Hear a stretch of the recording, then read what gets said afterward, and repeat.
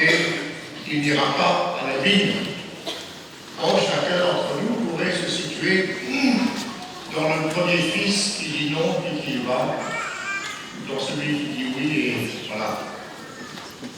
Moi, je crois que j'étais plutôt dans la première catégorie. Donc, à la question de Jésus, lequel des deux a fait la volonté du Père, alors les prêtres et les anciens ne disent pas, c'est le premier. Ils ont raison. Ils pensent accomplir la volonté de Dieu en observant scrupuleusement les lois, les rites et traditions dont ils ont hérité. Ils ne sont pas de ceux qui disent oui pour ne rien faire ensuite. Ils en font même un peu trop. Malgré leur zèle, on pressent pourtant que quelque chose d'essentiel, finalement, manque à leur obéissance. À ces champions de la loi, Jésus oppose les prostituées et les publicains. Un peu fort quand même. Il les précède dans le royaume de Dieu. Puis il leur reproche de ne pas avoir accueilli les paroles de Jean le Baptiste.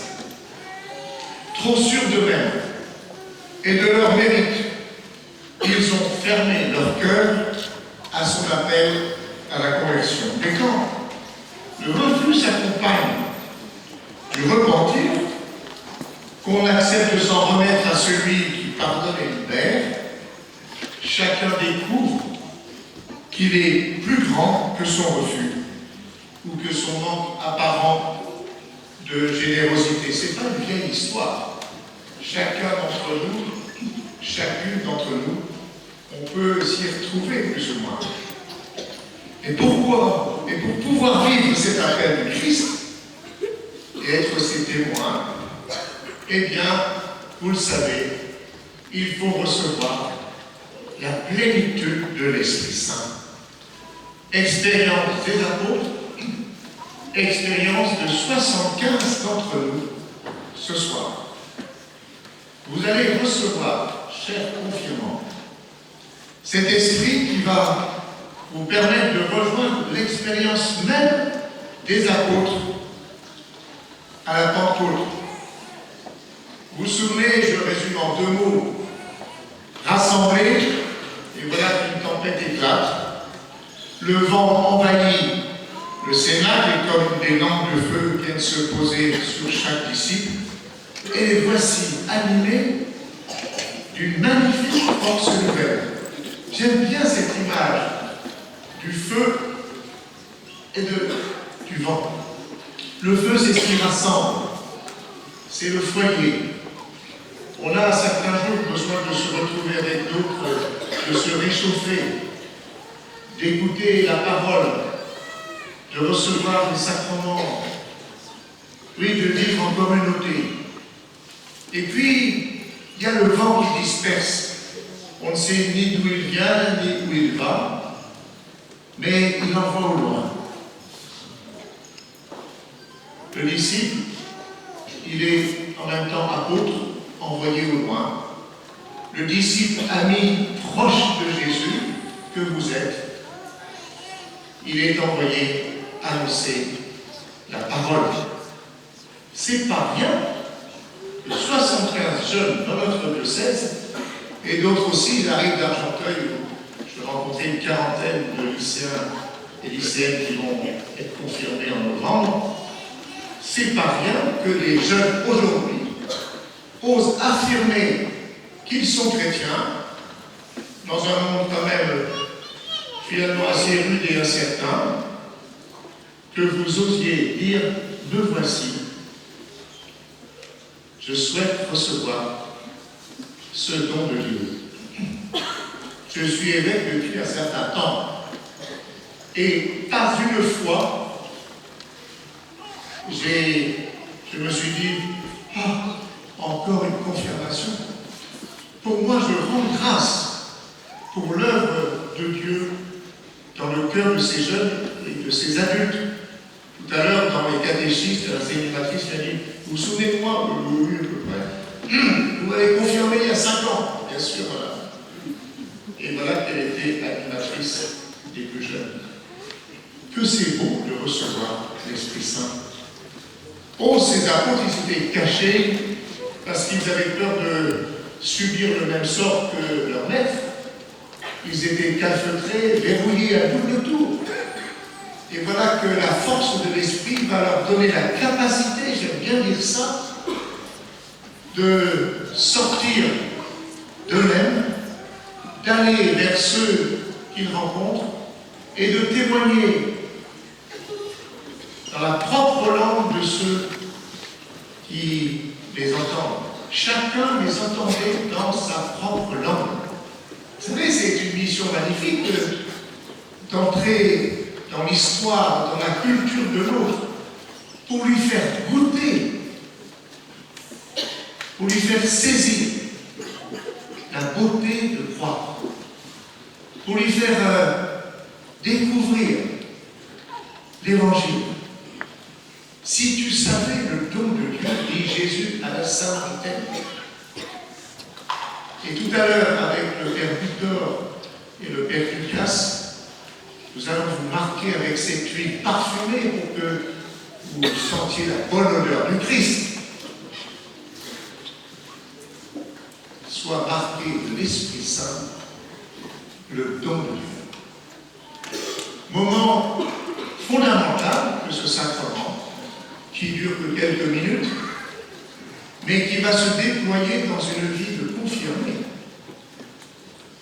L'évêque du diocèse de Pontoise, pas loin d'1,3 million habitants, comment peut-il faire pour évangéliser le peuple qui souvent a bien plus soif de Dieu que nous pouvons le croire, le penser?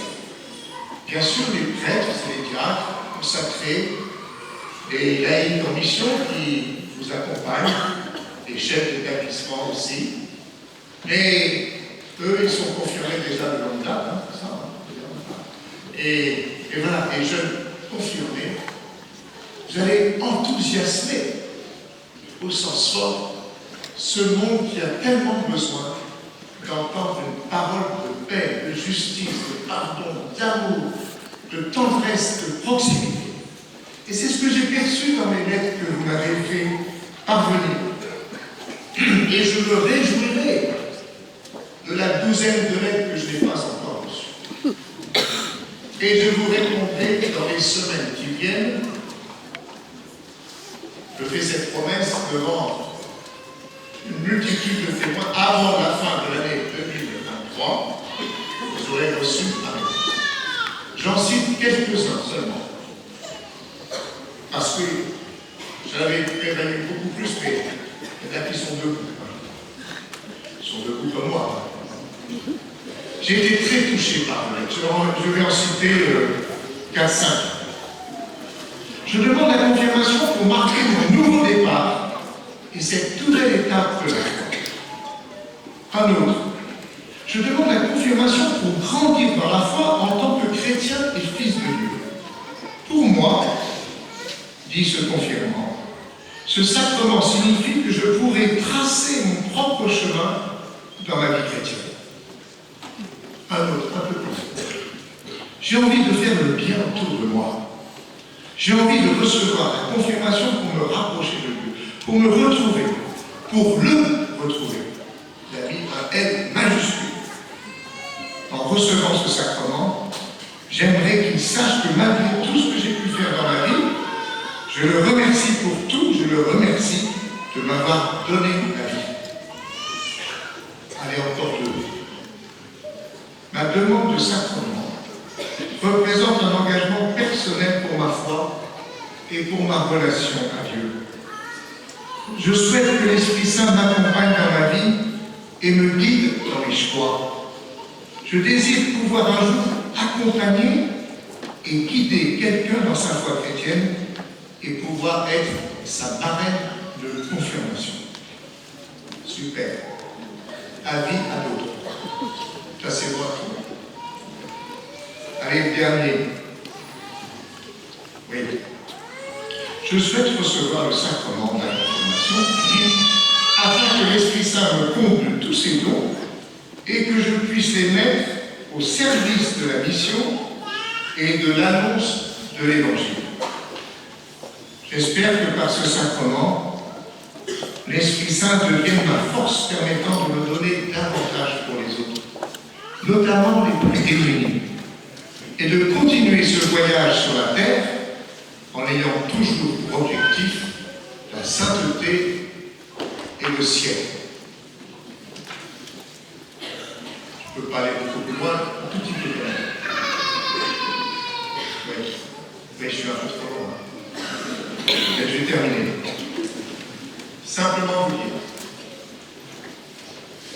au nom de tous les prêtres qui sont là, et en mon nom, que le monde et l'Église ont besoin de vous, d'être témoins que le pardon est possible, que l'espérance est plus forte que nos peurs légitimes, que la foi peut surmonter les doutes légitimes aussi, et que la charité, c'est-à-dire l'amour du frère, est digne de cœur de Dieu. Oui, j'ai besoin de vous pour annoncer le Christ à ceux qui ne le connaissent pas, tellement autour de nous n'ont jamais entendu parler de Christ. Alors vous avez des charismes, c'est-à-dire des dons à mettre au service des autres.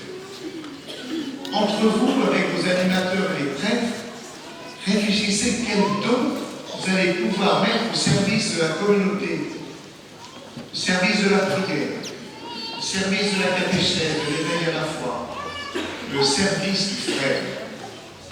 Enfin, je m'adresse à vos parrains et marraines. Est-ce qu'ils sont là? Qui lèvent la main, les parrains et marraines? Oui, ils sont bien là. Je m'adresse à vous particulièrement. Vous avez été choisis, élus. Il y a de l'amitié, il y a de l'affection, tout cela. Et tout à l'heure, vous allez mettre votre main sur l'épaule de votre filleul. Super. Geste tout simple, vous allez épauler vos filleuls pour qu'ils grandissent en plénitude. Et les communautés chrétiennes ne seront pas en reste. Vous aussi, frères et sœurs, prenez soin de ces jeunes bientôt confirmés. N'hésitez pas à leur donner des responsabilités, ils en auront la capacité. Et quelques extraits de lettres que je viens de vous lire le montrent tout simplement. Les uns et les autres, les plus jeunes, les plus anciens, un peuple de Dieu qui va faire des merveilles. L'Esprit Saint et vous allez faire des merveilles. Amen.